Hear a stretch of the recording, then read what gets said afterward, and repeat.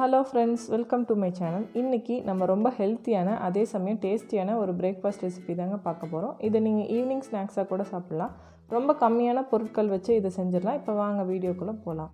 இந்த ரெசிபி செய்யறதுக்கு நான் நைட்டே இந்த மாதிரி கருப்பு சுண்டல் ஓவர் நைட் தண்ணியில் நல்லா கழுவிட்டு ஊற வச்சிருக்கேன். மார்னிங் நீங்கள் பிரேக்ஃபாஸ்ட் ரெடி பண்ணுறதுக்கு இதில் இருக்க தண்ணி எல்லாம் வடிச்சிட்டு நம்ம ஒரு மிக்சர் ஜாரில் இந்த சுண்டலை ஆட் பண்ணிக்க போகிறோம். கருப்பு சுண்டலில் நிறைய ப்ரோட்டீன் அதே மாதிரி ஃபைபர் கண்டென்ட்டும் இருக்குங்க. இதை நீங்கள் கண்டிப்பாக வாரத்துக்கு 2 தடவை இல்லை 3 தடவை கூட எடுத்துக்கலாம். இது கூட ஒரு பெரிய வெங்காயத்தை இந்த மாதிரி க்யூப்ஸாக கட் பண்ணி உள்ளே சேர்த்துக்கோங்க. கூடவே 4 பல் அளவுக்கு பூண்டு, ஒரு பச்சை மிளகாய் ஆட் பண்ணிக்கோங்க.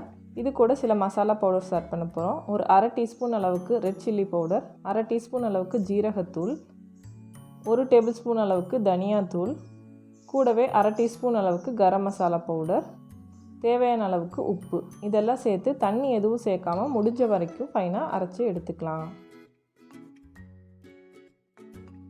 பாருங்கள், இந்த மாதிரி அரைச்சி எடுத்தாச்சு. இந்த கருப்பு சுண்டலில் இருக்க தோல்லாம் அதிக ஃபைபர் கண்டென்ட் உள்ளது. அதனால நம்ம அப்படியே சாப்பிடும்போது அதோட பலன் நமக்கு கிடைக்கும். இப்போது இதை ஒரு பவுலில் ட்ரான்ஸ்ஃபர் பண்ணிவிட்டு இதில் ஒரு 2 டேபிள் ஸ்பூன் அளவுக்கு கடலை மாவு ஆட் பண்ணிக்கலாம். உங்களுக்கு இந்த கடலை மாவு வேண்டான்னா ஸ்கிப் பண்ணிக்கலாம். நம்ம சேனலில் சூப்பரான தக்காளி சட்னி சிம்பிளான ரெசிபி போஸ்ட் பண்ணியிருக்கேன். அந்த வீடியோவோட லிங்க் கொடுக்குறேன், மறக்காமல் பாருங்கள்.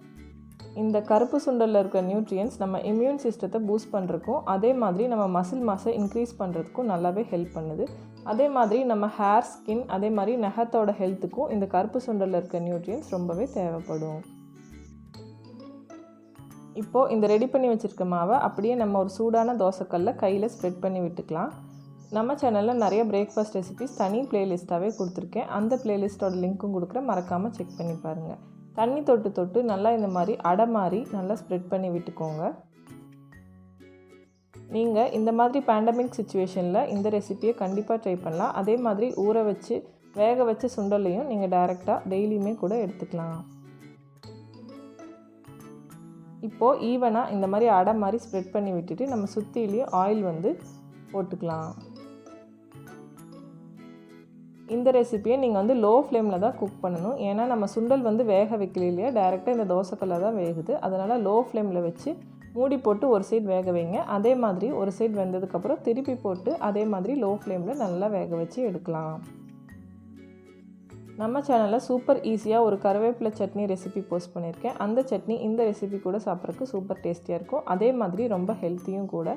இப்போது 2 சைடும் லோ ஃப்ளேமில் வச்சு நல்லா குக் பண்ணி எடுத்திங்கன்னா நம்ம டேஸ்டியான கருப்பு சுண்டல் அடை ரெடி. இதை சூடாக பரிமாறுங்க. இந்த வீடியோ பிடிச்சிருந்தா கண்டிப்பாக லைக் பண்ணுங்கள். உங்கள் ஃப்ரெண்ட்ஸ் அண்ட் ஃபேமிலிக்கும் ஷேர் பண்ணிவிட்டு நீங்களும் ட்ரை பண்ணி பாருங்கள். எப்படி வந்துச்சுன்னு உங்கள் ஃபீட்பேக்ஸை எனக்கு கமெண்ட் செக்ஷனில் தெரியப்படுத்துங்க.